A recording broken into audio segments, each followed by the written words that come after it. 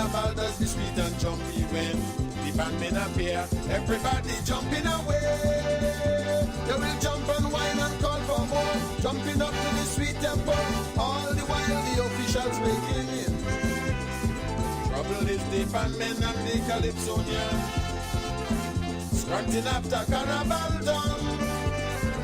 And yet still we keep on jamming. Every year we come out playing Calypsonian and the bandman, east, west, north and south. From every part of this island we make our contribution. Don't leave us out. Remember we are the ones who make the jump, who make you jump up and dance. We're in the middle of the carnival. We are the ones keep up the bacchanal. We are the ones who make the jump, make you jump up and dance. Working to make this fun and spring. Greatest summer festivity and yet we treated Calypsonians and bandmen like dirt. All you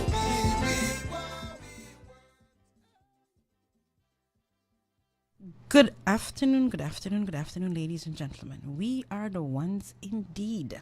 Welcome to Point FM this afternoon. We are the ones. This is our last show for 2018. We will take a brief break, get refreshed, get re-energized, work on some things, and be ready and fresh for you for 2019. So let me begin by, of course, saying season's greetings to all of you. Merry Christmas. It's the season of giving and Christmas and remembering the birth of Jesus and all of those things.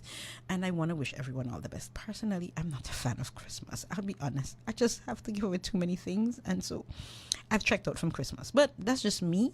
I like I do love the carols, and for those of you who are from Point, well, it's not pointing anymore, because there's plenty of people that do this now.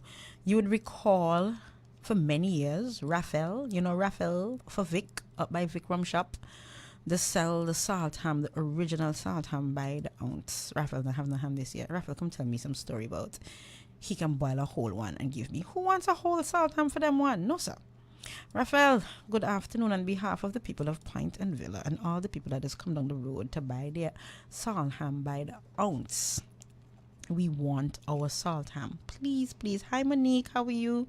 Lovely to see you as usual, And hi, Wayne. Yes, I'm supposed to pick up Wayne in New York. My overseas people are checking in. Lovely to have you all. Yeah, so back to my story now with the Christmas and Raphael and my salt ham. That is one. And two, did anybody see Shaul's lighting this year? I mean, I passed through. The lights are awesome as usual. We knew. Like in the States, you have the Christmas at Rockefeller and so on and so forth. It's not Christmas in Antigua until Shaul's Toys, Gifts, and Housewares lights up. And this year, they had a nice little twist and spin on it. If you're a fan of mine on Instagram, I posted the video there with the Iron Band and the Makajumbi and the clowns and the women and the men in their old frock. I don't know if any of you remember this old frock story, but we used to have the housecoat band in Point. In particular, my grandmother was one of those housecoat people, and a number of my family members, they used to play the housecoat band. So I remember it, vaguely. But that's what Christmas and what Christmas means, it's a lot of cultural things. And of course, you're not in Antigua. No matter who I'll have Juve, no matter who I'll have Session, there's only one real Boxing Day, Lime. Yes, I paused for effect because Boxing Day in Antigua is not Boxing Day until you have been to Boxing Day in Point. Now, in Point, Boxing Day came out of this thing where they would box up the leftovers and take out to the poorer people in the community. It was you boxed up the leftovers and you took it out. It's a English tradition, but Point people have to put one different spin. So since I can remember, and apparently since my mother could remember, because I asked her, and she gone past the 3+10, Boxing Day in Point meant boxing, real boxing. You form a human ring on the corner after the Iron Band when they finish doing jamming. Today we've gotten more sophisticated. We get a whole sound system, or we get flames. 3 cylinders, not red hot, burning flames, either one. You get a good jamming session, but it must always Good afternoon, Mrs. Nelson. What you do on line? You don't have I listen to radio? I guess, yes. But back to my point. Hi, Sandy. In point, you have to do the boxing thing. And we have women that box. From, back in the day, I think her daughter truly does box. And now we have Alla daughter lick down somebody. It's last year before. Everybody know Alla daughter. And, everybody know Ann. Ann daughter lick down somebody about 2 years ago in the ring. So we still have that tradition in point. And I'm looking forward to that experience. Those are the highlights for me, Christmas, showers, lighting. I should really have shared some photos today and the video. I have, like I said, if you follow me on Instagram or if you go on Petra Williams, the spectator page, you will see the video of the Iron Band and the Market Jumbi and so on for showers lighting up. And it's really splendid. You know what? I'm going to take a video. I'm going to get the video to Point FM. Jupiter, we're going to take a nice video of showers light up and we're going to share it with the Point FM family because it really, really is a good thing to see. So I think that for me is what I just wanted to share. A little bit of Christmas. I mean, maybe I might get dragged out. If I find the right people, I might come back next week and do a Christmas, the old time Christmas things, what we used to do, not only in Point but across Antigua and Barbuda. So, because remember, we are the ones. It's about us, what we did yesterday, what we're doing today, and what we hope to do in the future. So, I would just like that opportunity, like I said, to thank everybody again for supporting for the year, for the month that we've been on the air. It's been quite an interesting adventure. I must thank Joel Rain. Joel pulled me from being a spectator for sports and carried me to go co-host a sports program. That was my first foray into hosting anything. And here I am today, hosting my own show. Well, kind of hosting my own show. So during the break, what I'd love from you guys is some feedback. What are some of the topics you would like covered going forward? For sure, you can look forward to the last Wednesday of every month. We will be doing a village. I promise you, first village up, so I don't get into problems, is Villa. January, last Wednesday, we are doing Villa. Okay? So everybody will get the panel and we'll be talking about Villa. Today we are going to be celebrating because everybody in Antigua knows the Talisker Whiskey Challenge, right? You know what that is? Okay, you've heard about the Atlantic campaigns? No? Have you heard about rowing across the ocean? We've had two teams prior to us, two teams, 2 years, 2 of 3 years so far, who have successfully rowed across the Atlantic from La Gomera, almost mimicking that slave route, that route that they brought us black people to be slaves. Well, guess what? We, Antigua and Barbuda, are already on a record-breaking streak. For those of you on Facebook now, you're seeing the video of me and 4 girls when I interviewed them earlier this year, in September to be precise. And those 4 young ladies are currently, as we speak, it's this morning when they started off at, I think it was 7 o'clock here, it was 11 o'clock in La Gomera or something like that. So it's just about night or getting close to night. So they will be spending their first official night on the sea. All right? And so to celebrate them, we're going to play their song. It's our song. Destroyer Senior did it for us, and we're going to play that song. So, without any further ado, we're defending the flag, and we'll come back after that.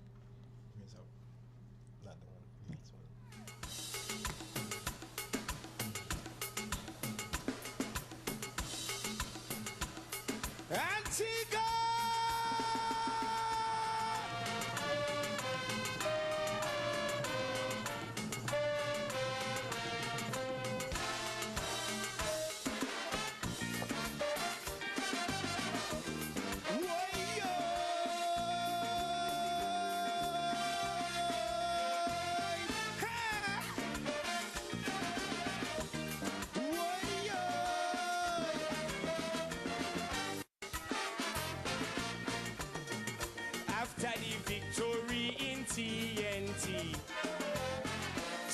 reporters interviewing me. Tell us your secret, we want to hear it. What was the game plan going in that competition? As an underdog from such small island, tell us where you get your inspiration. I tell them, when I read me Bible about David and Goliath, whenever I step into battle, I got inspiration from that. And when I see how Vivi and Andy beat the world with a bat and ball, with the same fire in me belly, they couldn't beat me at all. But when I see my flag waving, it inspire me. I'm a soldier at war fighting for my country. With the blood of King Court inside me, proudly I can boast and brag. They can't beat them when they defending their flag. Oh yeah, yeah. They can't beat me when I'm defending my flag. And that is serious business. That is the attitude of our girls. They are defending our flag. And again, if you're watching us on Facebook, you're seeing we're showing some of the profiles of the girls on their page. And do feel free to follow them on their page, Team Antigua Island Girls. You can follow them on their page. You can send them words of encouragement. You can send them greetings. You can send them so many different things. The video of them and you know, just inspire them to continue moving on. I'm going to share with you now. Again, we got some clips. You know, we're all excited. So we got some clips today, this morning, in fact, of them as they were setting off. It's a beautiful video that I want to share, and I'm going to share it now. Let's head down and see how these ladies are. I have to say, they looked very chilled. Just a few minutes ago when I went by to say goodbye. They are in boat number 21. Boat's name Jean Mary. Travelled across in last year's race with Team Antigua, one of whom is here with us today, supporting the girls. We have Kavinia 40, Samara 32, Crystal 29, and Elvira 37. All from Antigua and Barbuda, and their charity is Cottage of Hope. Cottage of Hope is a home for young, disadvantaged girls in Antigua. And these ladies are rowing home, so you can imagine their motivation.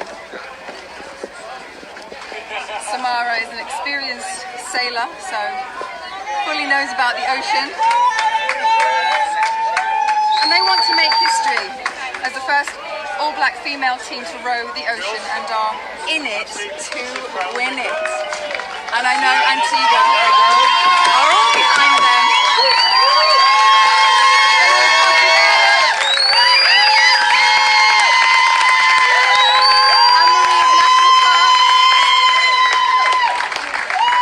There they go. Next time they see land, we'll be home, sweet home.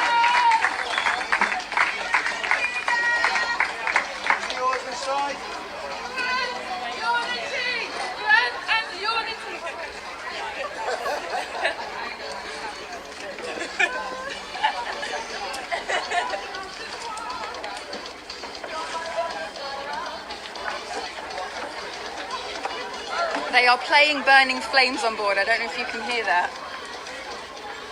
But you can imagine how much fun they're going to have as they row across the ocean, listening to carnival tunes. Let's go! Let's see the fun now! Woo!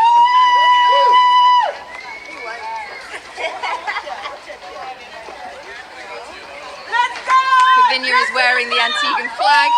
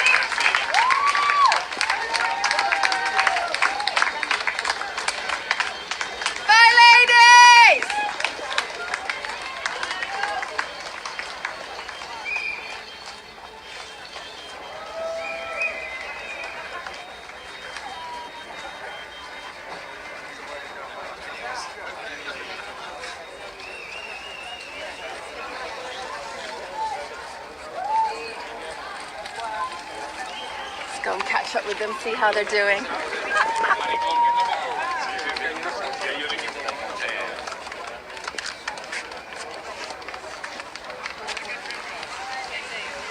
There they go.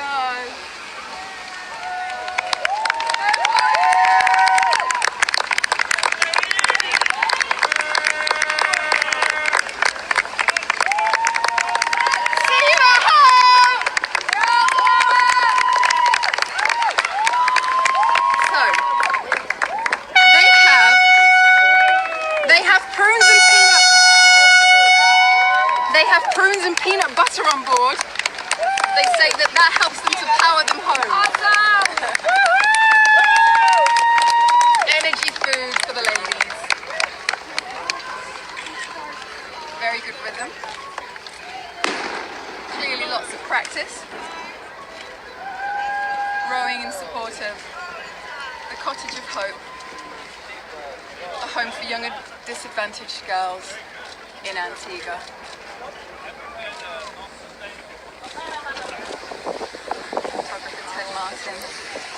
From Antigua, supporting them throughout their journey. And Janella there ahead as well was the 5th rower, should they need somebody to fill in. There they go. 140. Let's see who's next.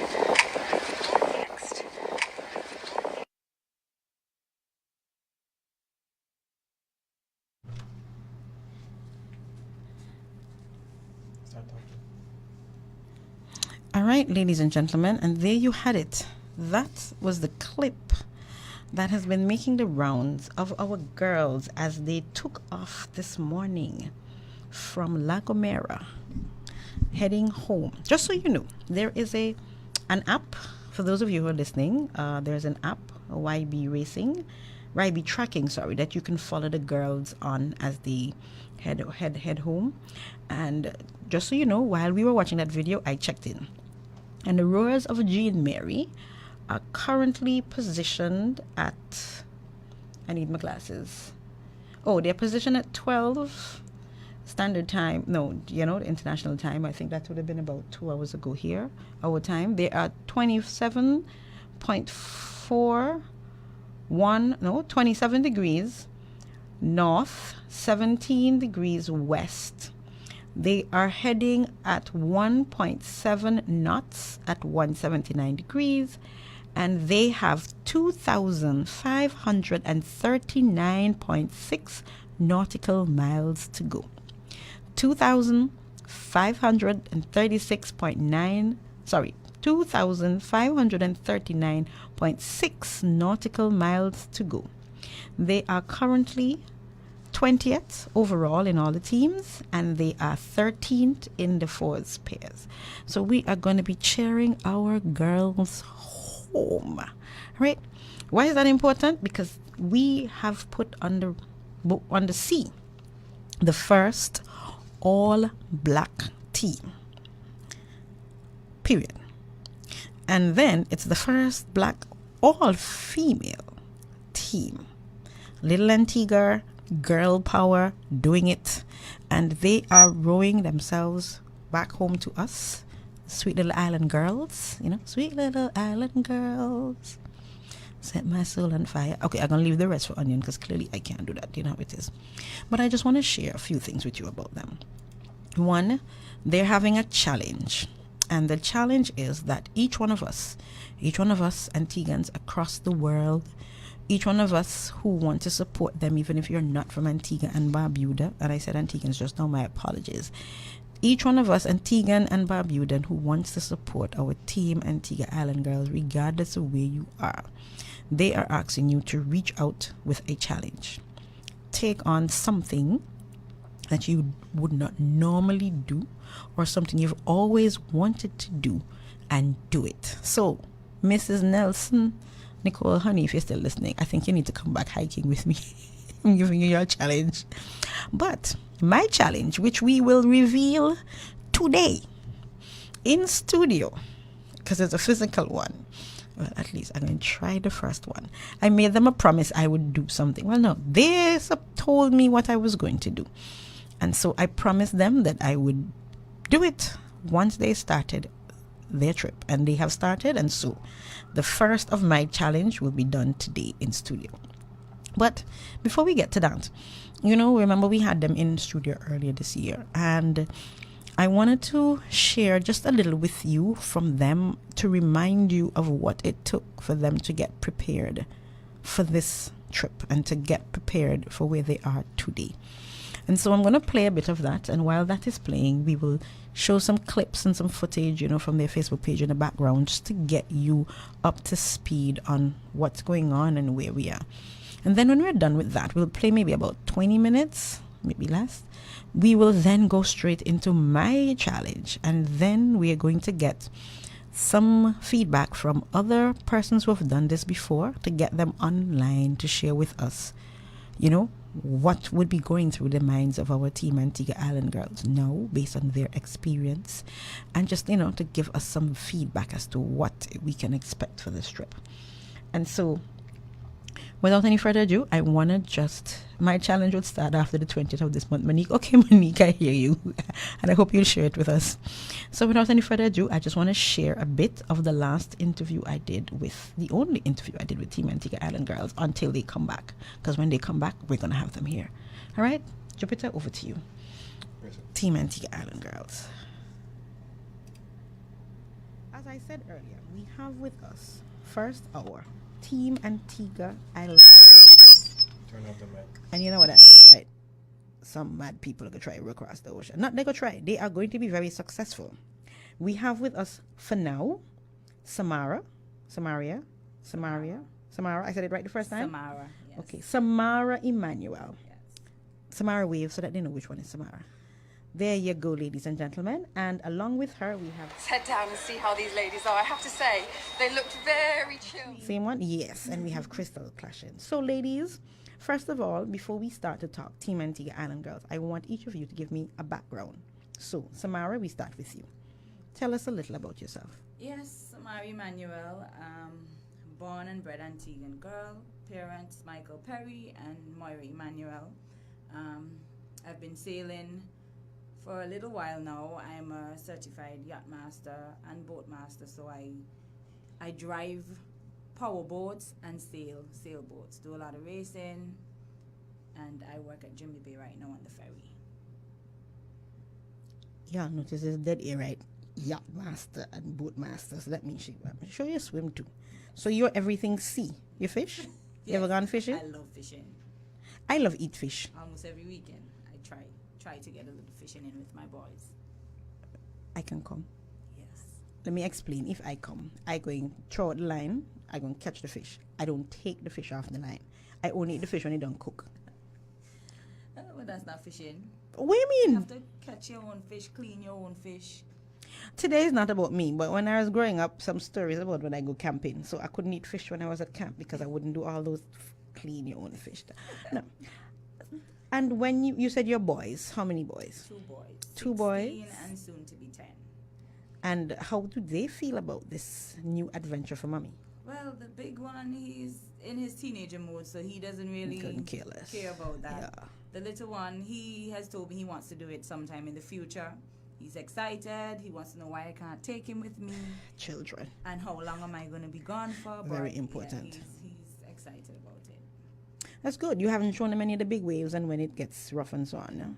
Oh, very good. I hope they're not listening. That's no such thing. It's a wonderful trip. And Miss Clashing. Yes, so I'm Crystal. I'm a swimmer.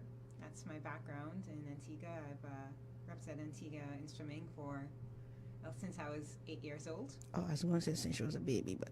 Not quite. yeah. Okay. Almost there. So I'm a swim coach and swim instructor with Adelaide Aquatic Racers Swim Club. I'm also a stand-up paddle instructor, a scuba dive master, and I just love the water. And that's a bit about me. The stand-up what? Stand-up paddle. What is that? So, it's like a big surfboard that you take a stick with and paddle. You essentially. That sounds like it's good for your abs. It is good for your abs. I'm trying to work off my abs. You should come paddling with me one day then. I will think we'll discuss that after. So, and then the other members of the team are We've got we Elvira have Bell. yes, Elvira Bell, Cavinia Francis, And we and have Janella King. Janella King. And for sure, we're not seeing Janella today. We should get Elvira. Mm-hmm. She should be with us. And for all your people who stop asking about Cavinia, she may be here. She's wrapping up an engagement, and once she's done on time, we'll have her in the house. Okay? So, ladies, how come I had to get so brave? Okay, I'm sorry. For those of you who did not understand that, which was Antiguan dialect, ladies, how come you all got so brave? Did I do it any better? I doubt it, but carry on. Well, for me, I've always loved adventure, loved the sea. I Clearly. think I've always been a little bit kooky in the head sometimes, taking on things that sometimes are, you know, old people have to say, look, push your head where your body can pass. Most time I oil up and squeeze through. I don't But- think you was not squeeze through. I think you fly through, but go ahead. But yes, when they put out the call, it was a great thing for me, so I quickly jumped on it. Okay. And Miss Clashing? I've been looking for my big adventure for a few years now. Hold on. You do, what is that thing again? The paddle boat stand-up thing? paddling. And you scuba dive. I do. And you still wanted a bigger adventure? Yes. Carry on. Mm-hmm. So I kind of got inspired by this big adventure kind of bug. A few years ago when we had a team from Martinique and Dominica come up in a dugout canoe. They were retracing the steps of the Amerindians, and they stopped in an English harbor, and I went down to see them. I was cycling at the time then, so I cycled down to English harbor, went to see them, and thought, this is so amazing. I want to do something like this. And so I kept my eye out for when they might be doing extra or other expeditions in following years, and they never did. And so I just kind of kept looking for something. I thought it was going to come in a different form from the rowing, but came back home last But you knew year. it was going to be the sea. I knew it was going to be water related in some form, but I didn't necessarily think it was going to be purely water related. I was thinking maybe a mixture of water, maybe cycling and running, something like that, because I'm into triathlons as well. And so I wasn't really sure. But when I came back last year, it was around the time when the Team Antigua Atlantic rowers were just about to head out, and I was here still when they came back. And I heard that they were looking for an all-women's team, and I found someone who could pass my name along. And so I threw my hat in the ring and kind of seen where things have gone. It was at the start, there were about maybe 12 women who were interested. Really? Yeah. There were So so you have many that women that were many- eager. Yes. Mhm. And it kind of whittled down to us 5. Interesting. Very nice. Very, very nice. So tell us a little about, I mean, again, there shouldn't be anyone in Antigua that does not know the adventure that you guys are about to embark on. But just in case there's that one odd person who's listening who has no clue, please, someone of you tell us about the Atlantic tour. Well, it's called the Talisker Whiskey Atlantic Challenge, and it's dubbed the world's toughest row. It's a 3,000 nautical mile row from La Gomera in the Canary Islands to English Harbor, Nelson's Dockyard in Antigua. You're basically in a little boat, and the boat is solely moved by your muscles. So you're rowing all the way home. I'm looking at the muscles. They're stronger Ah, than there they you look. go. And they Yeah, are. I know you. You're just, I know, but They don't look strong, but No, believe me, I have no doubt about the strength in general, A, B, and the strength of women in Definitely. particular. So this is 3,000 nautical miles, which is how much miles in real life? I haven't calculated it, but 1 nautical mile is equivalent to about 1.1. So you're going to run mile. more miles than the Yes. 3,000 miles. Yeah. And for the record, this row, the only support you have is each other. Yes. Right, basically, pretty much. And all the supplies. So what do you do for water?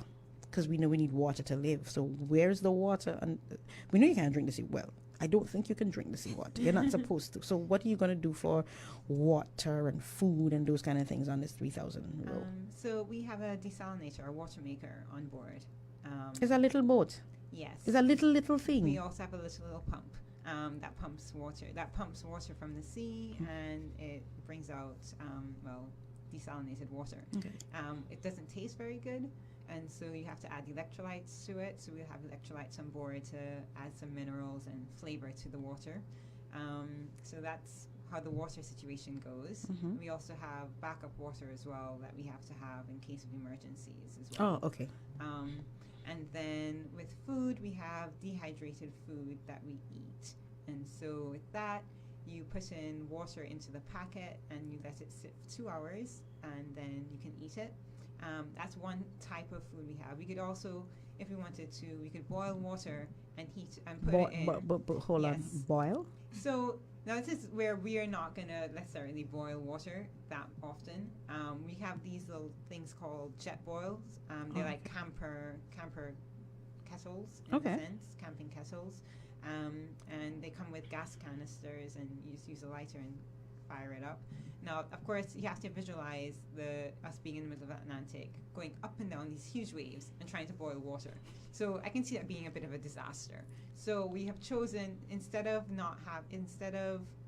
having warm food all the time, and run the risk of scalding ourselves, we're going to just have cold food most of the time. We will have, yes, it's not great, but it's more efficient for our time. And once a week, we're going to have hot tea. This is going to be like when you have your Sunday morning special breakfast. Pretty much. We'll think of you in those days. Please let us know that day, and we'll all have a cup of hot tea with you. I think in support of your trip, we should all consider hot tea once a week, and the rest of the week we suffer in exactly, silence. in solidarity. Yeah, solidarity. Yes. Yeah, I like that.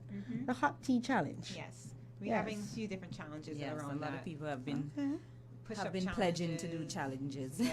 So like there's a push-up one. Push-up. What's Burpee one. Burpees. What's the push-up? Like different exercises. Like every day they're gonna do a certain amount of exercises until we get back. There's the maybe no if I sugar try that, one. I could practice, because I can do half of a push-up. I'm working out, and I still can only do half of a. I go up, and somebody better help me out, because that's it. Well, look at the glass half full. You can do more than a quarter of a push-up. I hope my son isn't listening, because he will start laughing. But I said, I like the fact that we are finding various ways to support going along. How has the support been from the two previous teams? It's been great. We've had support from the last team in particular. They've given us all advice between Eli, Scott, Big John, and Nico. They've given us tutorials on how to like say the water maker. Nico gives tutorial on how to make that work. Eli's been guiding us on some of our training. Scott has helped out in the gym when, like, for me, if I'm in the gym and he's in the gym, he might make sure my form is correct. I just look at him and I hurt. Sorry, Scott. Serious. And then Big John has also been really useful as well. Okay, all right. I know you have been doing a number of practice runs. I know you do your regular rowing, but I know you've done a number of longer runs. How are you able to like test run things? For example, you talk about we know we're only doing the kettle once a week, but the water maker and maybe the anchoring. I'm trying to visualize, because I know I spoke to Eli from the previous trip, and they will tell me like sometimes they'll anchor to sleep, and I'll be like, you're in the middle of nowhere. What kind of anchor you can do? What's this anchor story? Well, first let me touch on the water maker, which is, to me, the most important piece of equipment that we have on the boat, because without water, we won't be able to survive. We've been using the water maker to, as Crystal said, take the salt water, make it into fresh water. Yes, so that's pretty much going to be our main source of water. If that breaks and we can't fix it, we have the backup water. Slow down. If that breaks and you can't fix it, so you have been learning how to repair the water Definitely. maker? When you're on a boat, you have to learn a little bit of everything. You have to learn a little bit of plumbing. We don't have plumbing on that boat, but yeah, you have to learn a little bit of plumbing, electricity work. You have to learn how to fabricate anything from anything. So, yes. Yeah, you have to come in with a little pocket knife and make a whole house out of that. So yeah, we've been running the water maker. It's been working so far with us. The boat is getting shipped out soon, so we're also gonna have professionals who deal with each piece of equipment on board to have a look at them, see if there's anything that needs fixing or changing out. So that's what we've been using. In terms of anchoring, we can't physically drop an anchor in the middle of the Atlantic Ocean. It will be too much chain to put out. You'll never be able to get it in. What we have on board, we have what is called a para anchor or sea anchor. Now that's like a parachute that anytime you want to slow down or stop the boat, you throw that overboard and it opens out like a big parachute in the water, and that stops the boat. Oh, Yeah. okay. And then I guess you pull that in when you're ready to go. Yes. Is it heavy?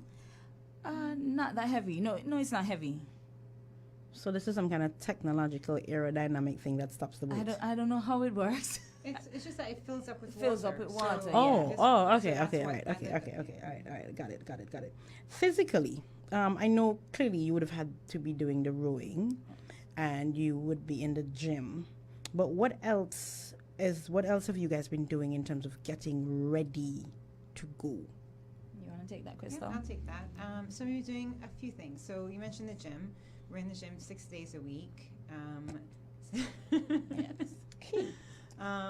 We are also, in addition to the gym work, we're doing mental prep as well. So I was coming to that next, but yes, tell me about that, the mental So prep. we've been taking meditation classes.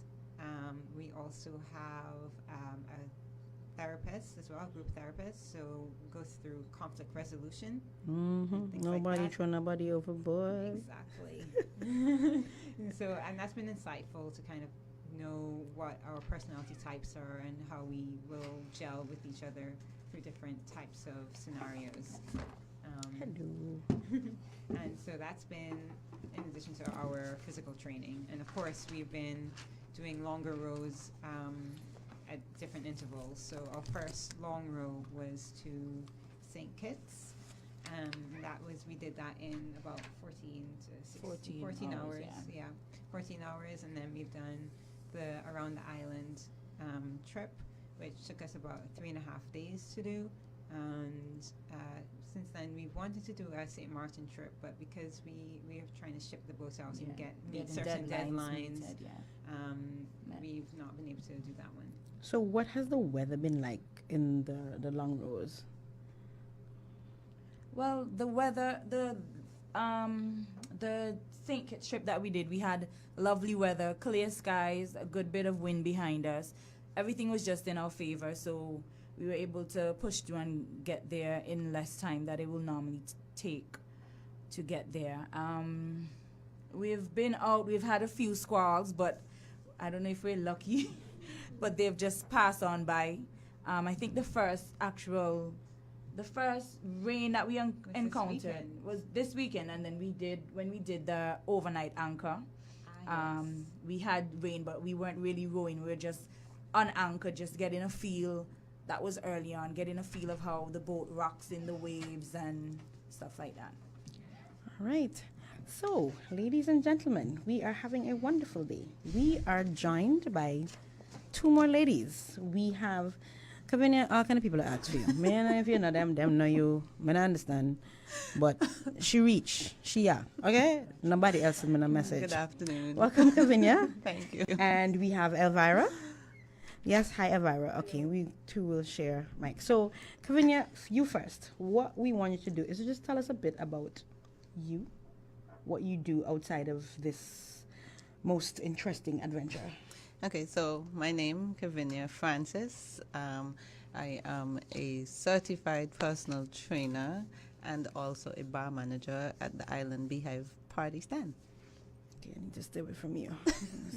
personal fitness thing. I don't understand. That's why you need to see me, actually. Yeah. But So why did you decide I was to go? listening to your quarter half push-ups, so we'll talk after so that your son, will be proud. If I remember, I forgot what you did. I would have just hush so I get myself in trouble. Why did you decide to take up this adventure? Well, everybody that knows me knows I enjoy a challenge. I enjoy competition, and Scott Potter actually. This is not a competition. This is beyond competition. Yes. Yeah. So Scott basically came to me and said they're putting together a female team, and he would like for me to be a part of the team. So I said, let me think about it. Let me see what it entails, because I'm not really an ocean person. Give me a bike, tell me run up a hill, climb, I'll do those things. And so from there I went out. Hello? Hey. Hi. Ladies and gentlemen, I'm cutting into that interview for a spell. We will return to that. But online with me now, we have Eli Fuller. Hi, Eli. Hey, what's happening? How's everybody doing? All right, we're good. We're good in studio. We're just happy to be speaking with you now. And as most people would know, everybody should know by now that Eli was a part of the second team that did this excursion. Should I call it? Adventure. Is adventure the right word? I can't say excursion. Excursion is too bad. Yeah, it was an adventure, that's for sure. Challenge. Challenge is the right word? Yeah, well, Archie Bailey said it was a challenge, and that's a fact. And I've always felt that was the wisest words ever spoken about this event. All right, so the first thing I wanted to ask you, so the ladies are approaching their first night on the sea. It's one thing having practiced a few nights and so on. Well, it's where they are right now, eh? Sorry? It's night where they are right now. Right, it's night. So tell me, if you could flash your mind back, what was your first night on the sea like? Do you mean my first night on after leaving La Gomera? Yes, after leaving. You're an old sea hand. Come on, we meant after. Yes. Well, yeah. You're right. By my team, mates, we all had spent dozens and dozens. Some of us have spent hundreds of nights on boats at sea at night. So it was for us not really. It was nothing new for us. I think, to be honest, night and day just blended into one. We were just working so hard, rowing so hard. And our strategy was to leave La Gomera and pretend that we were the strongest team in the fleet by, taking this marathon row and making a sprint of it out of the start line. So our strategy was to make them feel that we were so much stronger than we were. So again, we sprinted out of there. Everybody was taking their time. We were rowing like we were running 100 meters. And I think it really wore us out. So the first night, remember, you're rowing 2 hours on, 2 hours off, right? So there's no working a day and then sleep at night. You work every 2 hours for 2 hours straight, and then you get your break. So the night, we didn't even notice it. It was just dark, but it didn't really make any difference because every 2 hours you were back rowing, you know what I mean? And the excitement was there. Even though I was so exhausted, I was still doing... But why were you... So you're saying... Let me see if I get this right. Because our girls are now in 13th. I checked their positioning, and they're in 13th place in the fours and 20th overall. Right. So I think you were a little further ahead when you started, no? Yeah, again, because we were just... We done a lot of training, and again, we were sprinting. I think people were surprised... Wait, you were planning to sprint 3,000 miles, Eli? No, we were planning to sprint for the first day, just to demoralize our competition. So, see, what happened was, it was a very funny thing. We did so much social media about our training. Mm-hmm. We got to La Gomera, everybody was saying we were going to win. Mm-hmm. And we were surprised to hear that. We were the favorites there in the Canary Islands because they had all been watching our videos And they were like, "Well, you guys did so much training. Oh my God, you're gonna kill it. You're gonna kill it." So we were like, "Oh yeah, well then, if they think so, let's just further push that mentality by flying past everybody at the start, and then they're gonna say, well, look, we can't bang them. Let's just cool out." That's what we were thinking they were gonna say. Oh, but it didn't work, did it? No, because they kept on coming. So then but of course, Eli, they trained too. Yeah. So I mean, we were so tired. We were just so exhausted. So I mean, it was really the first night, the second night, the 30 nights. It was all just each night was the same. Just super tired. So did your crew at any point in time take any time to observe what was going on around you in the sea, the environment? I know when we saw the documentary of the Wadadli team Wadadli, I know that they showed a lot of the what was happening in the water, how the skies looked at night, and all of those things. Yeah. Did your team take time for any of those things? That sounds like a no.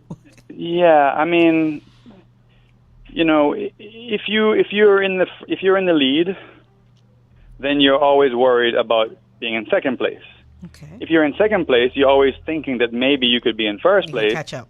Yeah. And if you don't be careful, then you're going to be in third place. Mm-hmm. So we never ever felt like we could really relax, and that took away a lot of the fun. You guys weren't there to have fun, clearly.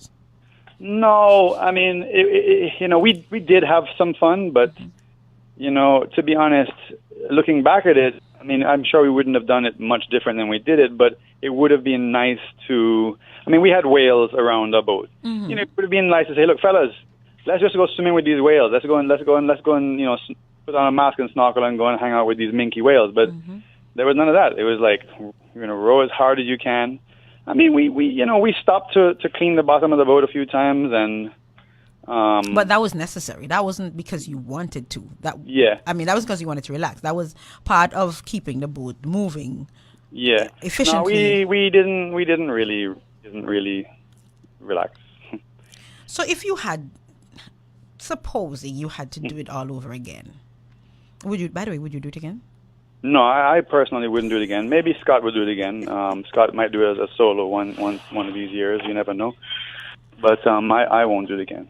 I've had too many injuries in windsurfing and kite surfing that they really showed themselves and reminded me every step of the way coming back to Antigua. So there's no doubt that I am not physically able to do that. All right. No. So here's a different question for you now. What does participating in a race like this, your business is the sea, right? What does participating in a race like this do for Antigua and Barbuda? What does having a team in this race do for us? Listen, it does so many things in so many different areas. I mean, it is such a brilliant event for our country. We could talk all day about that question you've just asked. So give me a few pointers. Okay, so for example, my business is the sea. I believe strongly that this island of ours, this country of ours, is its biggest strength, its biggest attributes are the fact that we have such a beautiful and amazingly diverse marine coastal environment. Even the person living in All Saints is, for all intents and purposes, living a coastal life. How is that possible? Well, if you were in England or if you were in America and you were 8 miles from the sea, you say you live on the coast. So we live a coastal. We live a very connected to the ocean here. Our economy is very much connected to the health of the marine environment, the beaches, the offshore islands, the snorkeling, the diving, etc. And I feel like one of the things that this does is it brings the nation closer to the marine environment. When we were kids, it was only you people down in Point and maybe some people in Parham and Old Road, and so that were swimmers. Now we're seeing more and more of the country, wherever we may be from, kids are swimming. We have a sailing academy, which is actually in schools. People from all kinds of schools are now learning how to sail. We are seeing more and more Antiguan kids wanting to get involved in the marine industry, whether it be sailing or powerboats. And I think that this is great. This is great. There's some as I said to you a couple weeks ago that the jobs on the marine side of tourism. I mean, they're there and they're high paying jobs. We have a lot of young Antiguans now who are working in the super yacht industry internationally around the world, not just here in Antigua. And I think that this connection with the ocean, it's inescapable for Antiguans and Barbudans. And events like this remind us of that, and it also encourages more people to get involved in the ocean. When we were kids, I mean, people would see us swimming, and local people would be like, "Oh my God, what are you guys doing? You can't windsurf there; it's too dangerous." They would see us launching, going into windsurfing in rough conditions, and people would be freaking out. Now, it's not such a scary thing for kids to be sailing. You see all go to the sailing academy in Nelson's Dock. In Falmouth Harbor, and you see all kinds of kids there coming in school buses to go sailing. What does it do? Great. Sorry to cut you off, but yeah. You see, like you said, you could go on all this. So I'm just going to steer you a little bit. What about overall marketing for our tourism product? For those, so you spoke about the impact on us, us as a community, and how we see our relationship with the sea and the marine life. What do you think it does for our tourism product? Well, you see, again, that's quite varied. I like the way that the Marine Trades Association and the sort of the Sailing Week community, the sailing community, have embraced it, and the sailing yachting type side of tourism have embraced it. They don't view it as something different and foreign. They include it in the whole marine side of our tourism product, and they're using it. And so do you think that the fact that because it's one thing, okay, so you have, everybody knows once you join this Atlantic campaigns, you're rowing to this little place called Antigua and Barbuda, somewhere over there. But now there's a different look, because now there is a team of people from this little place who are also immersed in the competition. Does that help in terms of the exposure, the brand name? I think so. Brand recognition? Unfortunately, when we did it, when Team Wadadley did it, and then when our Team Antigua from 2017 did it, they were mixed teams. When I say mixed, it was some white boys and some black guys, and it's a mix. And that's great, because that's what our culture is on the marine side of things. Now we have an all black team, and some people don't like us to talk about the first all black team, and some people say, well, that shouldn't be what it's all about. But to be honest, Eli, slow down. Wait. The first thing, traditionally, well, I shouldn't say internationally, because now we've modernized. When I was growing up, black people don't like seawater. Yes. So the fact that we have an all black first team, to me, it is very significant. It is not just very significant. And record breaking. It is significant just for us, little island here in Antigua. It's significant worldwide. And if we had some, I'm not involved in the marketing at all for Antigua and Barbuda, and I'm not involved in the marketing for the Team Antigua Island Girls. But, I would want to think that we could get better publicity, more publicity about the fact that this is the first black team that is engaging in an ocean crossing sport. Because I'm not just talking about rowing.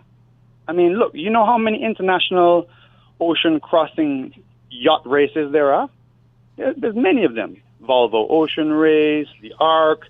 I mean, there's so many big races that have always been white people. Okay. You know what I mean? And so for us to have an all-black team, that is something that is, for me, a media item wherever you are in the world. Well, I note that because even when we watched the video this morning, when they were filming them leaving, the international reporter did go on about that quite a number of times, and I thought so. I suspect. Well, by the way, she's Antiguan, eh? Who? the person who was speaking. What do you mean she's Antiguan?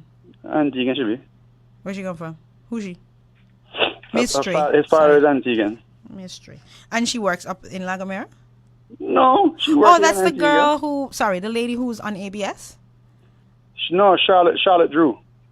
Oh, She does video production here. She teaches yoga here. Works in a bunch of hotels. So in other words, there are so many other opportunities besides being on the sea that we can take advantage of. Of course, but what I'm saying is you're right. She talked about it a lot, and I mean I was just thinking, some of the U.S. networks, when these girls finish, the U.S. tourism offices, they should be trying to book these girls to go on NBC and all those kind of things to talk about it. When we had a Nigerian team in the Winter Olympics, that was big international news. Okay. You know what I mean? Like this could be so much bigger, and I think that that's when the tourism side of things really, really is helped, because here you have, imagine four Antiguan girls being prime time, on morning shows in America. It would be great for us. And well, I am bookmarking that idea, and we will definitely share it. So tell me, one other. I just want to get one other thought from you on that particular line. So we've discussed how it can impact on our tourism product. We've discussed how it can impact on our communities in general. What do you think it would do for women in Antigua? I know you're a male, but I gotta ask you that. You interact with us enough. Well, remember now, it's me first to talk about having a women's team. But no, that may ask you. Yes, well, listen, women always take a back seat in this country. They have done. Remember, I grew up with my mother in Antigua, and she had to work. She had to pay all the bills, and she ran the house, and she ran a business. And I know how it is for women in this country, and it is so empowering. In so many ways. Oopsie daisy! I just dropped something. It is so empowering, and I think that it will definitely. I think it will inspire women to do all kinds of stuff. Maybe nothing to do with ocean rowing, nothing to do with the ocean at all, but it will inspire. So this is another tap at that ceiling that separates. And for the record, I just want to say this because I believe that we women should really work our hardest, and we work way more than you guys, and we don't get enough recognition. So for me, this is another tap at that ceiling. But I'm not going on that route. I wouldn't say you work. We don't get enough credit. Yes, we do. You spoke about your mother having to look after the house, look after you guys, and still run a business. You do that now? Well, I'm pulling your foot. You see, I'm pulling your foot. But I agree with you that this is an opportunity to empower women. So back to now, let's go back to just some reflections from you on this adventure. What, in terms of the conditions, you spoke about the fact that your team were all experienced seamen. Despite being experienced seamen, were there any challenges in terms of, and I know you spoke about being exhausted, but I'm not talking about the weather and the waves and you know that you have this joke on me from the first time when the team with Daddy was coming when I was on the boat with you. I know I was holding on for dear life. Clearly I wasn't an experienced seaman. I'm so glad there are no photos of that. You're not coming back, right? Because somebody gonna catch me and put it social media. By the way, I'm booking my seat. I am booking my seat on the boat, the welcome boat. I'm telling you now, publicly, I'm booking my seat. Okay. Adventure Antigua has your back. Right. So now, tell me now, despite you having all this sea legs experience, how was it? How did the crossing and those Atlantic style ocean conditions, did it have an impact? Did it have an impact? Yeah, man, for sure. Our team had such severe equipment problems that we were not able to rest those 2 hours, that we were supposed to be resting. So we, unfortunately, during the daylight hours, were rowing for 2 hours, steering for 1 hour, and then resting for 1 hour. And, that demoralized us because we knew that men who were stronger than us, who were younger than us, were getting another hour of rest on top of our rest. We knew that we probably were not going to be able to hold on to the lead. And then apart from that, we were exhausted. You know? Hello? We were so tired and so exhausted. Oh no. All right, it seems we've lost Eli. I'll have to get my technician to come and get him back for us. Oh dear. Yeah, we're gonna try and get Eli back. But I also wanted to ask Eli if they got seasick, because I heard they got seasick. But we're going to get back to that. Just again, in terms of updating us, bear in mind that from the clip that I played earlier, where we shared, we had spoken to them about some of their experiences to get ready for the trip, and they spoke about all the things they had to learn that they're going to put into practice now in terms of the equipment and all those other things and so on. Getting them back? Okay. And so on. And so... Hey. Hi, Eli. Sorry about that. Yeah, no worries. I understand. No, I guess what really did it for us was just being so tired and so exhausted, and we had hallucinations while we were on the boat. It's funny because yesterday we're making a film right now of our crossing, and I was just reviewing some footage and some audio, and both Big John and myself, we suffered really badly with hallucinations, and I mean. Wait, y'all record? Yeah, there's recording of you guys on the boat. No, audio and audio. Like we asked our people in Antigua that we were communicating with to install apps on their phones to record our conversations. Oh, okay, cool. And so yeah, we're just going over that audio, just listening to it. It's just crazy, us recounting what was going on, how we were dealing with it, and yeah, I mean, we, as I said, we got so tired. When you don't sleep. And you don't sleep for days and days and days and days properly. Some people that stops working properly. I remember rowing with Nico one afternoon. It was sunset, and I remember saying to him, I said, "Nico, I know it's not there because I know I'm not crazy, but I'm seeing a bridge there. Do you see the bridge?" You're in the middle of the sea, Eli. Yeah, middle of the ocean. And he said, "Eli, I see some clouds, but I don't see any bridge. You okay, buddy?" And I said, "Well, I know it's not there, but Nico, I feel like, in my mind, it was almost like we were on the Hudson River and we were rowing underneath some kind of bridges, it was weird.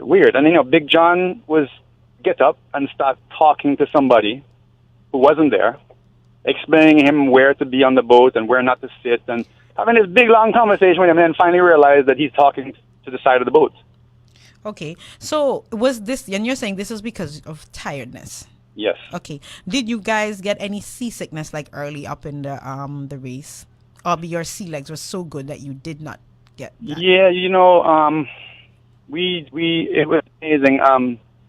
We really didn't suffer from seasickness, which I think enabled us to be competitive with those young, stronger teams. You can bet right now that the Team Antigua Island girls right now are like most of the teams tonight are suffering from bouts of seasickness.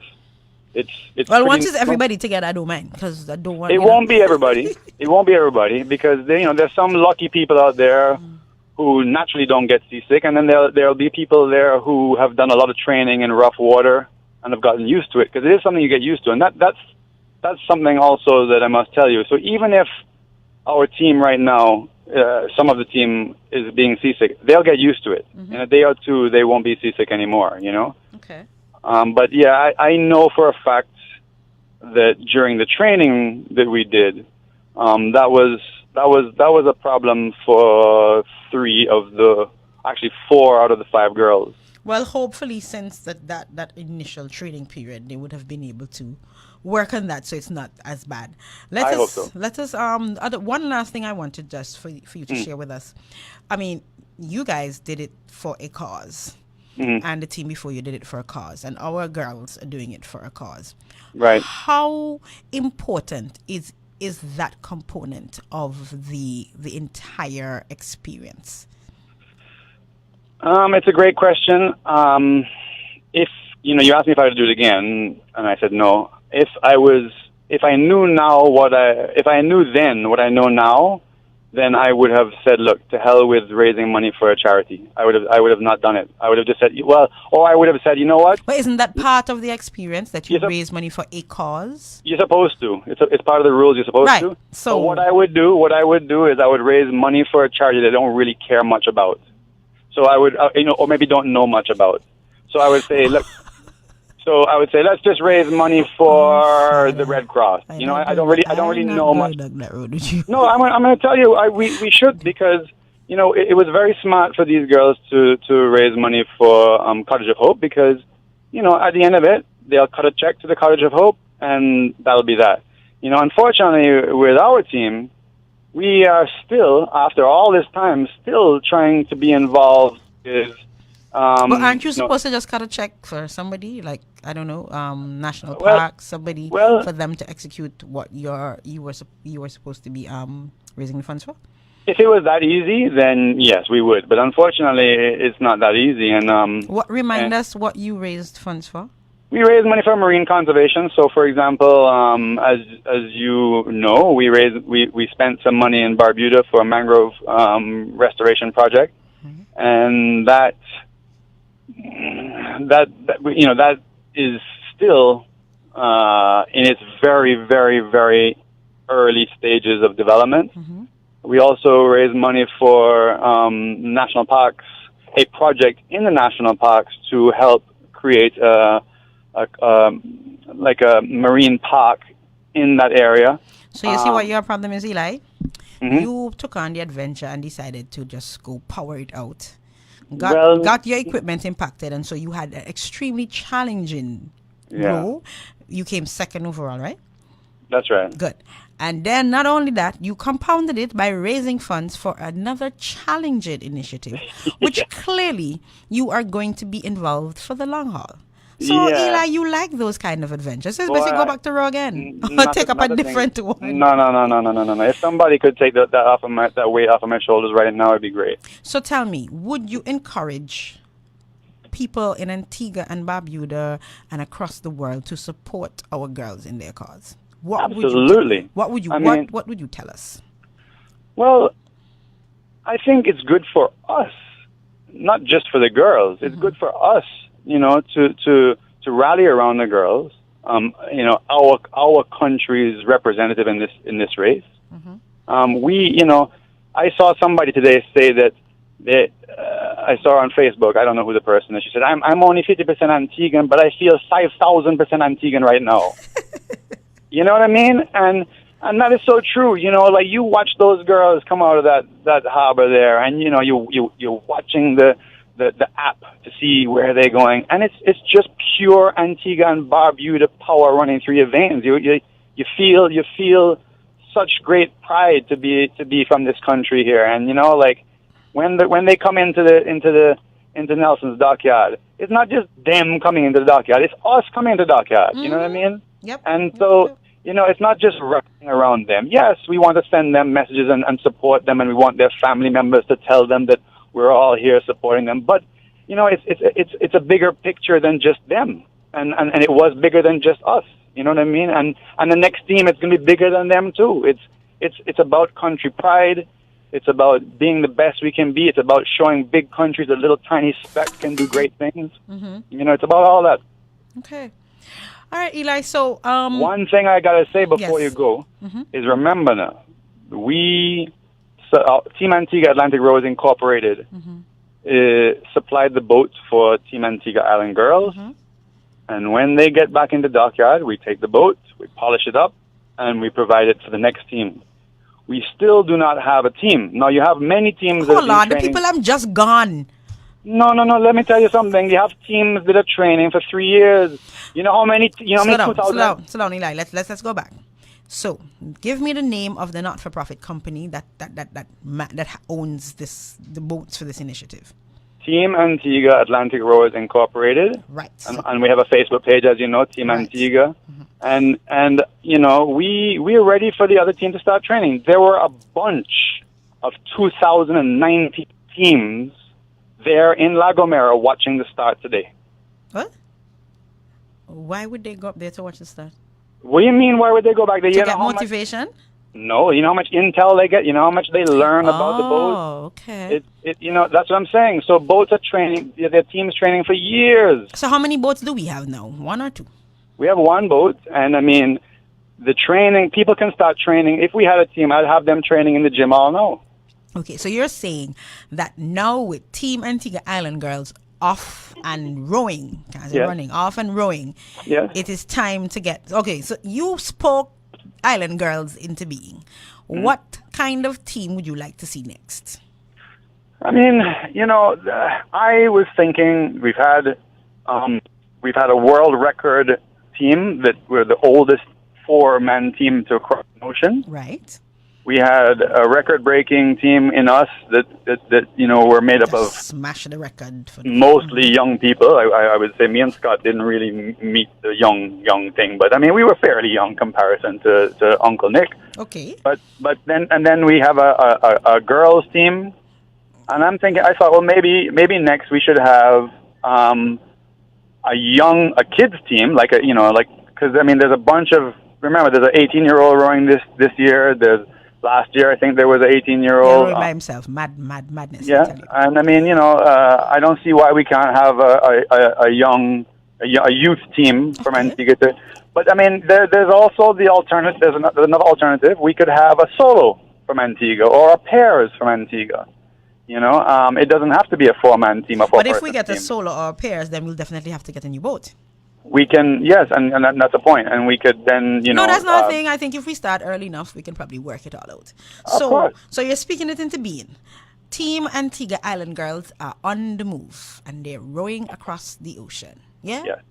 And we are now saying that it is time for our next group of people to start training. So we're looking for a youth team, some ambitious, bright, smarty, notice my gun dialect, for the singles.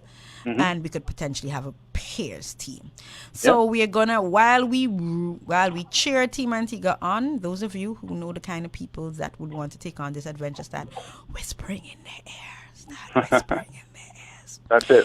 I will remain a wonderful cheerleader because I ain't going further. I ain't going too far from where I can't see that. I'm sorry. So Eli, on that note, I would like to thank you very much for joining us this afternoon. It's been a pleasure as usual. You and I, when we get together, how it is.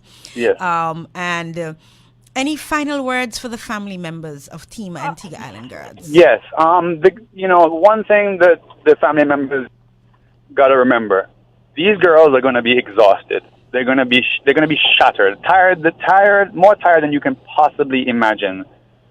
Don't stress them out. When you speak with them, when you call them on the phone, don't tell them about any problems. No problems. Don't give them anything negative to then go back to their cabin and think about.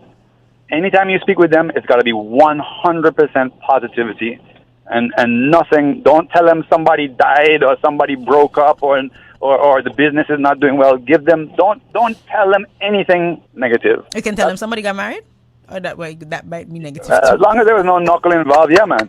But the other thing is that you may see them on the tracker doing things that you don't understand. Mm-hmm. If that's happening, send me a message, and I can give you a little explain? bit. All right, yeah. cool. All right. So what we're going to do, we will be off on We're the Ones for the rest of the year.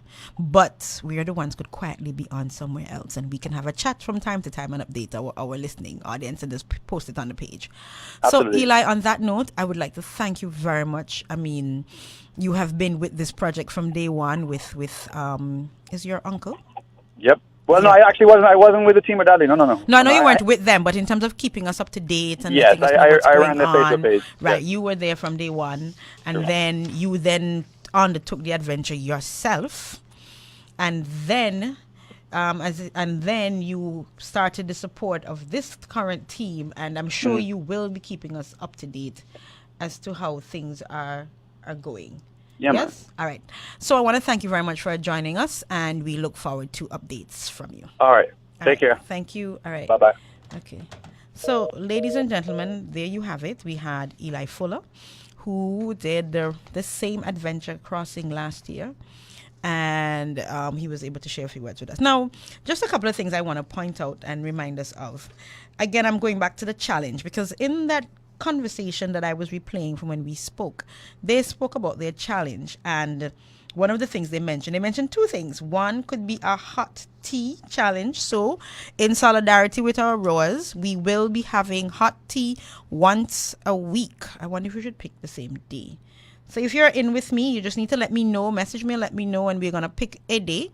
And that would be the day when we all have hot tea, and then the rest of the week we will chill water, juice, whatever you want to have, nothing, because they will only be having hot tea once a week, and that's one of the ways we will show solidarity with them. Of course, we will all share it on that day, tag them, big them up, put up all the hashtags and everything, and of course we will look up to see where they are.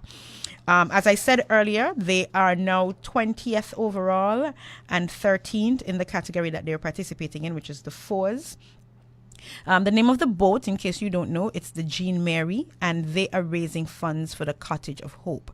So if you want to donate to their cause, you can go on Team Antigua Island Girls website, and there is a link there that you can donate. Or, of course, you can go through Caribbean Union Bank if you're in Antigua, and you can make your donations on the account. They just go in and tell them you're there to donate to the Team Antigua Island Girls account. For those of you who are asking about paraphernalia, the T-shirts will be ready in about 2 weeks. And yes, you'll be able to purchase them if you're overseas, and they'll get them to you. And I just told their handlers that we need some Team Antigua Island Girls hat. And their concern was that the men won't want to wear a shirt, Team Antigua Island Girls. Jupiter, talk to me. Okay, good. Thank you. I just want to make sure. So if anyone is listening, Jupiter has declared that Team Antigua, open that up.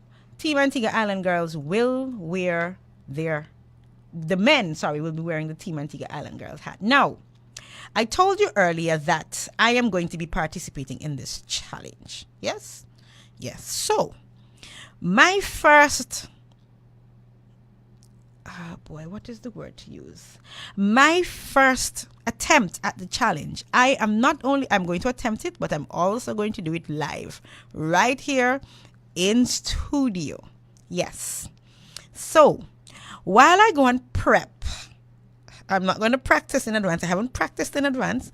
While I go and prep, and while I get Jupiter to point a camera in my directions and give me some instructions as to where I'll be so that you guys can see it, I am going to leave the interview that we did with them in September running for a few more minutes so that you can just get some feedback, because at the time I cut the interview, we had 2 members of the team on, and now we were joined by 2 others, and so we're going to switch back to that interview and give me a few minutes to just get ready to do my challenge. With Eli a couple of times to see what it entails, and it wasn't as bad as I thought it would have been. He took you out in nice weather?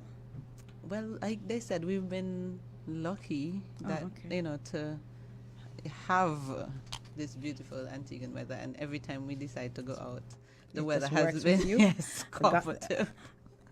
I am predicting that it comes all the way with you to Lagomera and back. We'll send it with you, even if it means we take the rain while you're over there. We'll send it. Yes, so we're hoping to have great weather as best on our row home. Okay, Elvira, what do you do when you're not?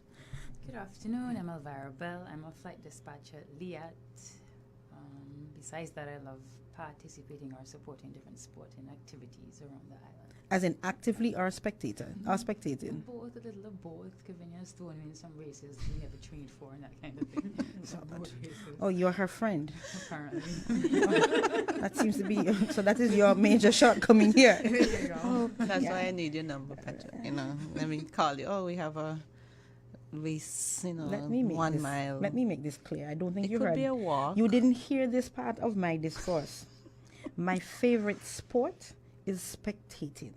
Let us make this clear. We can I am chief cheerleader. No. Pandy side, ask the first 2 rowing teams. I was front center. Listen, this is not about me, but I have to share this joke. When the first team was coming in, because Eli and I are pretty cool. So I went out to English Harbour, and everybody's standing up cheering, and I can't see well. And Eli's like, "Come with us, man, come with us." And I'm like, okay. I mean, the water look calm. It don't look bad. I grew up on a boat. My uncle Pappy had a glass bottom boats that I used to go out on when I was little.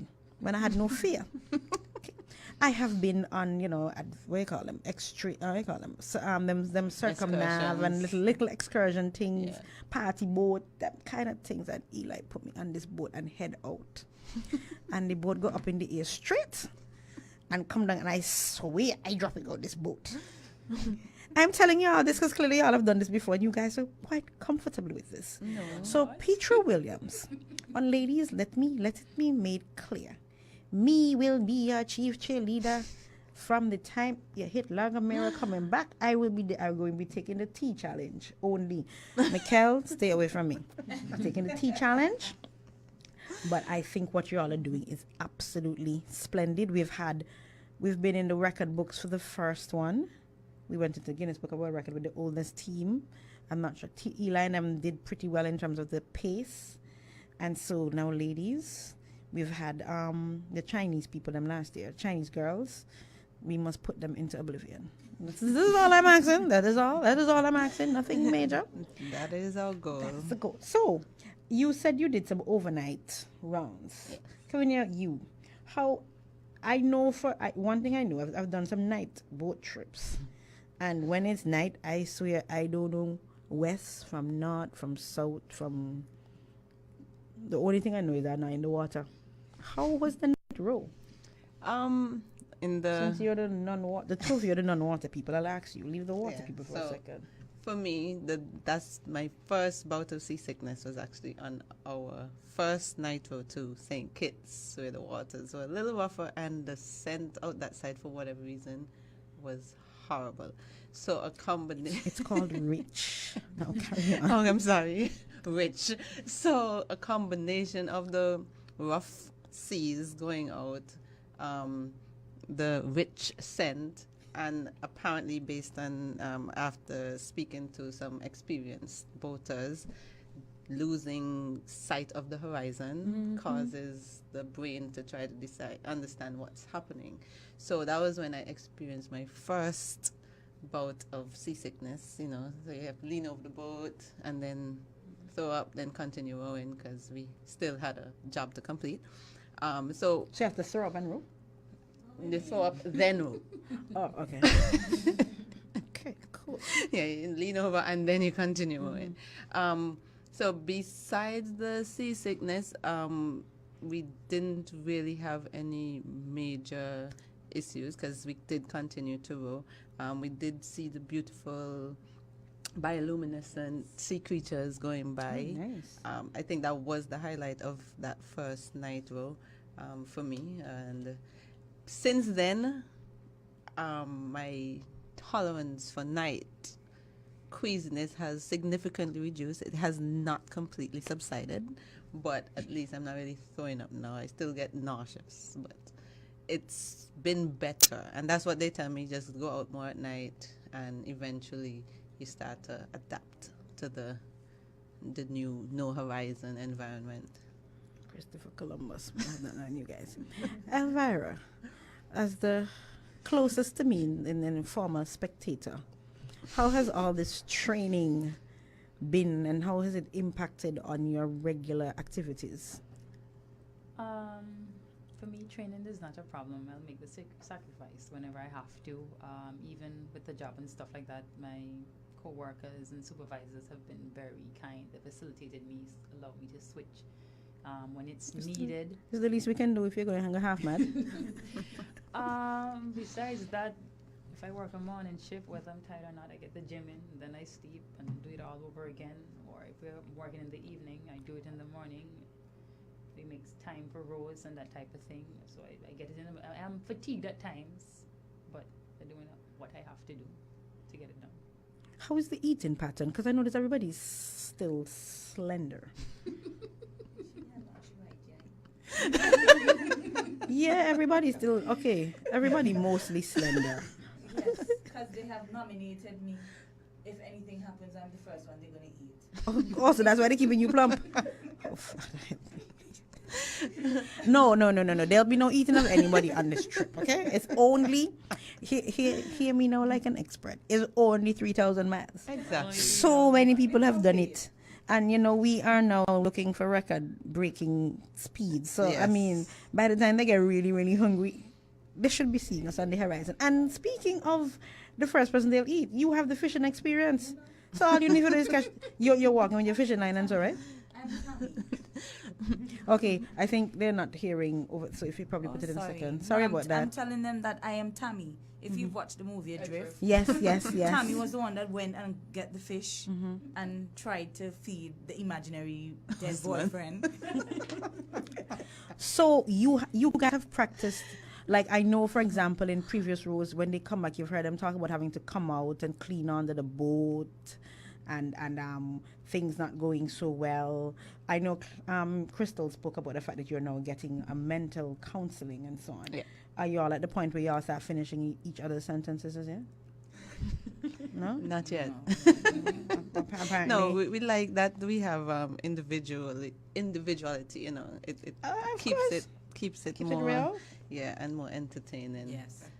Entertaining. I have a feminine-based question because we have special challenges ever so often. I'm assuming there are special plans in place to deal with all your challenges. Me, apparently, I retire from that. Oh, okay. Yeah, we are planning to get the depot Oh, for okay. Vera, which Oh, cool. should stop or significantly reduce. Not everybody apparently it stops completely, but it'll significantly reduce maybe. Wow. And there's no plan to maybe do it a little before to test in case, because I know these things sometimes have side effects, hormonal side effects, so that you make sure that it's not when you get there. One friend of mine I know that did that every time you looked at her, she cried. Sorry, I can't do it on the screen. Well, for me, I've had IUD. Well, not IUD, but yeah, I've had an implant for a few years now, so Mary doesn't visit me at all. Thank you, Lord. But Some yeah, as guys the lady have all said, the luck. they're gonna look into getting the depot, and that should help even a little bit. Okay. Counts. All right. Cool. All right. So, are we back on? Hello? Yes. So, ladies and gentlemen, I don't know how many of you were watching. Well, for those of you who are on Facebook, if you were watching or just listening, because somewhere in the midst of all of that conversation, I actually did my challenge. And my challenge was for the first time, finally, I was able to do push-ups. So, I'm sharing that now. We're going live, recorded just a few minutes ago. You see the outfit? There you go, one. Mikhail, I did too. And there you go. So that is the start of my challenge with Team Antigua Island Girls. Every day, while they are out rowing the seas, I will be doing push-ups. You were supposed to start with one. I did two. Jupiter, I think I can do two more until I get it good because it looked like I was kind of struggling there. So I'm going to do push-ups. That's my challenge. I'm going to do the tea, hot tea. Monique, you would have a seat. Sure. So I'm going to do the tea challenge. I hope you'll join me, Monique. So I'm going to do the tea challenge once a week. We're going to get our day in solidarity with our girls. And then for me, I will be doing the push-up challenge every day. So on that note, then, ladies and gentlemen, it's only fair that I do one more thing. I need to leave you with a little more of Young Destroyers flag. And that is important because that is their theme song. Jupiter, Sandy, 6, really? From 2 to 6? No. Let's try 2 tomorrow. Make sure I get real strong, and then I'll do another one. Jupiter, what kind of face that you're leaving me there with? No. And then, Jupiter, what's your challenge going to be? Nothing. Come on, Jupiter. Jupiter, you have to get in the spirit, man, Jupiter. Jupiter, you have to get in the spirit of things. Yes, so we will get back to Jupiter and his challenge. I'll find out. So you see, look, you're showing it again? Yeah, man, you see, I look good. Tell me if I have a farm now. Somebody tell me, that one look like I nearly fall down still. Yeah.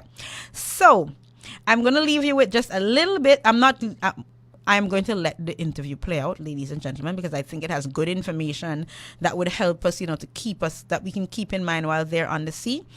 But we're going to play a little bit more of Young Destroyers defending the flag, because that's their theme song on the sea until we get Onion to do Sweet Little Island Girls. And so we're going to play a little bit of this, and then we're going to go right back to the interview.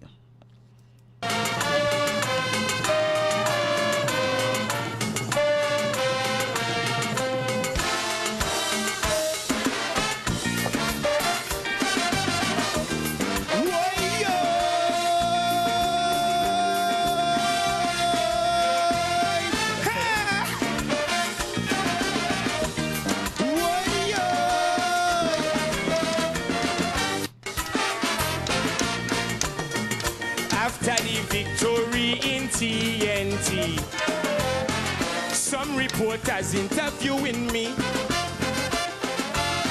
Tell us your secret. We want to hear it. What was the game plan going in that competition? As an underdog from a small island.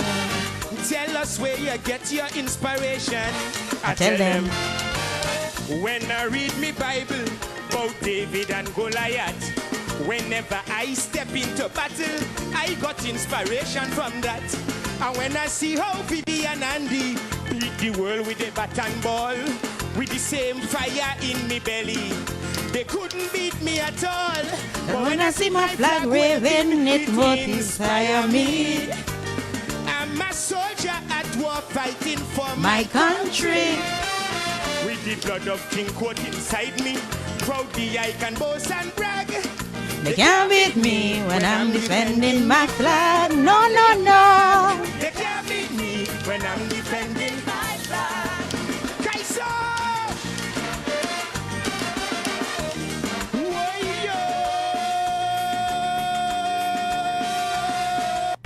I'm a soldier at war fighting for what?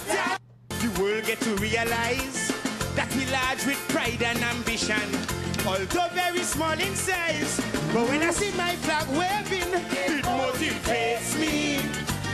I'm a soldier at war fighting for what I live. With the blood of BC inside me, proudly I can boast and brag. They can't beat me when I'm defending. Only a mad.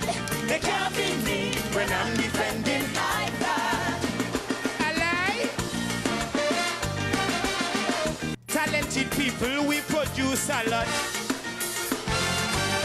I tell them about Unku, Swallow Short Shirt and King Obstinate, Roland Prince and Babu, Burning Flames and Hell's Gate. I tell them about Ambrose and Richie, Alistair Thomas and Janelle, Teacher Hazelin and Dr. Ramsey, and the road scholar Karen Mehill. Cause when I see my flag waving, it motivates me. I'm a soldier at war fighting for what I live. With the blood of BB inside me, I knew victory was in the bag. They can't beat me when I'm defending my flag. Only a mad. They can't beat me when I'm defending my flag. When I'm defending my flag. None of them can treat me.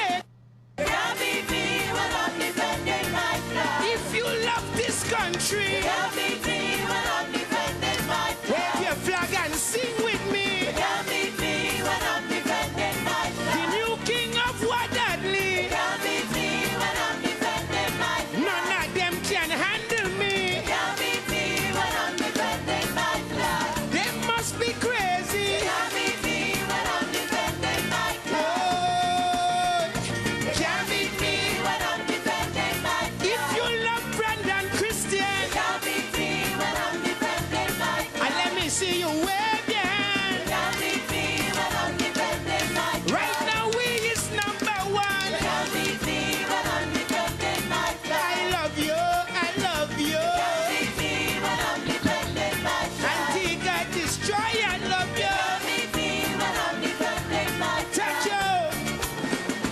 Can't beat me when I'm defending my flag. And that is the song that we will be singing going down the road. They can't beat them when they're defending we flag. Let's go, Team Island Girls. So, ladies and gentlemen, to recap, today, Team Antigua Island Girls took off on their adventure of a lifetime. Jupiter, I can't find the mouse. They took off on the adventure of a lifetime. And the adventure of the lifetime is that 4 black women, and Eli just said to us that they are not only the first in this race, but they are in fact the first all black women's team to be participating in any ocean racing event. So it's not just a record for the Talisker Whiskey Challenge, but it is a global challenge. Our girls have taken up the challenge to do something big and grand. They are defending our flag. And they have asked us to support them, not only by sending them good words and safe wins, but to do a challenge, to challenge ourselves to do something. Boy, my hand hurt me, boy. Challenge. Your palm, your hand's supposed to hurt you when you do push-ups, or I do something wrong. Anyways, they have challenged us, Antiguans and Barbudans, the world over, to do a challenge for ourselves. Just as they're going to overcome those 3,000 miles, we are going to overcome our challenge. And in the video that we were watching with them from the interview earlier, they said they'll be having hot tea 1 day a week. And so we will have hot tea 1 day a week in solidarity. We're going to pick a day and we're going to have hot tea on that day. Or maybe we can find out the day that they will have hot tea. I don't know. We'll see how that works. But we're going to do that hot tea challenge. Collectively, as many of us as possible, I'm going to be pushing for that. And individually, we will be doing our own challenges. Those of you who are watching saw the start of mine. My hand's hurting me, I tell you. I don't understand why the palm of my hand's hurting me. But, yes. So, I will be doing push-ups. At least 2 a day. At least 2. Eventually, I'll probably get better, and I can do more. But, yes, that would be... My hands are so weak, right? I'm feeling everything now. So, ladies and gentlemen, I want to leave... Oh, yes, and I need to remind you that you can either go on the Talisker Whiskey Facebook page, and there you will be able to follow the live feed of the race and see where our girls are. There is a racing app that you can also go on, and that will show you the position. It updates every 4 hours, so you don't have to check every second. Every 4 hours, you can check. The last update that we had, let me check and see. I don't know how many 4 hours. 4 hours gone since they start, right? It can't be, sometimes they could do it and slow. But I'm going to check and see, because I just want to make sure that nothing happened since I last checked. And yeah, this is how it goes sometimes, that we get all excited. I can't even find the app. Yeah. But the last time I checked, which was since we were on the air, our girls were 20th overall in the race, and they were 13th in their category, which is the 4s. Oh, I'm sorry, I typed something wrong. Yeah, let me see. So I'm actually scrolling now. I don't know if the camera can pick it up. Am I doing the right camera? Oh, this one? Oh dear. This one here? This one? Oh, there you go. Right. So I'm gonna look for it. Sorry, I moved away from the mic, and I'm gonna show you. Yes, it is still the same. No, they've changed they've moved a little bit in terms of their knots. Yes, because I think when I did it first, it was 1.7 knots. I wrote it down. Yes. So here we go on the app. If you can see, let me hold it steady. There you go. That is the app. And if you can see clearly, now there's the picture of the girls. I holding it straight? Yes. Oh, for me, yes. No, I did something. Oh, geez, the phone closed. I'm sorry. Yeah, so there is the app. And there you can see where the girls are. Right. And, right, so there you go. That's our Team Antigua Island girls. Yes. Right. Keep you them mash me up now for my apps thingy. Yes, so there you go. And there you see we have posted it also. Stay informed. Follow Atlantic Campaigns on Facebook, Instagram, and Twitter to learn more about the amazing teams, especially our team, Team Antigua Island Girls, rowing for their communities and their charities, and to be updated on things as they happen. And among the things that we're going to be updated on is our Cottage of Hope fundraiser, which you're to donate to. I'm sure we'll be able to find out as it goes along how that fundraisers going as we seek donations for them to make a grand substantial donation to transform the lives of the family. Because if there's a woman with a husband and wife who looks after a number of children in a children who are disadvantaged, who have been abused and so on, at a facility called Cottage of Hope. They actually need a new home because they're renting now, so they need to actually have a home of their own. This is a couple who have undertaken this initiative without any support, who have gotten little support from various places over time, and now Team Antigua Island Girls, along with the patron for the girls, who is Lady Petra Williams, and she just hosted Music for a Cause this year, where the proceeds would also go towards this very important initiative for Team Antigua Island Girls. So in case you went to Music for a Cause, that was awesome. Okay, yeah, back to serious business now. So congratulations, Monique. I see you got into the app. Yes, so we'll be following our Team Island Girls. We'll be doing that. We'll be doing the challenges. We will be saying lots of prayers for them. We'll be sending them good wishes. We'll be sending our flag, and we will be posting every day, sending them good wishes, so that when they come back home, I don't think they'll see them when they're on the water. Their family members, of course, would share them with them, but they will be able to see how much of an outpouring of love and support the people of Antigua gave for them. Oh yes, the shirts. Yes, I spoke to their team on the ground here, and they are currently working on procuring the shirts and the caps and the bumper stickers. And as soon as they are ready, even if I am not on air, as soon as they're ready, I will ensure that Point FM gets the information and share. I might even do a little 5 minutes update so that we know where they have. Of course, I'm gonna have one for me. When you see me do my push-ups in my shot, yeah, my Antiguan style. When you see me come out in my shot and do my push-ups. For those of you who are listening who may not have understood what I just said, when you see me in my shirt with my Antigua flag on there, representing Team Antiguan Island Girls, defending my flag, you understand? Antigua and Barbudans, we will be out. You know what? I think we need a team from Barbuda. Seriously. That's what we want, a Barbuda team. Barbudans, let's go. We need a team Barbuda that we can all get behind of. All right? That is going to, I think that's it. So on that note, ladies and gentlemen, rather than listening to me talk, as was intentioned, we are going to go back to the final piece of the interview with Team Antigua Island Girls, where they share their preparatory experiences. I mean, that's all we have now until they come back, because they are off and rowing. So just in case it runs out and you don't hear from me again, and it will actually, because we only have 5 minutes left. We Are the Ones. This is Petra Williams of We Are the Ones, wishing you a blessed, blessed, blessed Merry Christmas. And may you go stepping boldly and bravely into 2019. In fact, you know what? Based on where this is, Jupiter, does it make sense for me to continue the interview or to just do my sign-out song? It's up to you. All right, because we're at 5. We're at 4 minutes to close of time. So, yeah, we might just... You know what?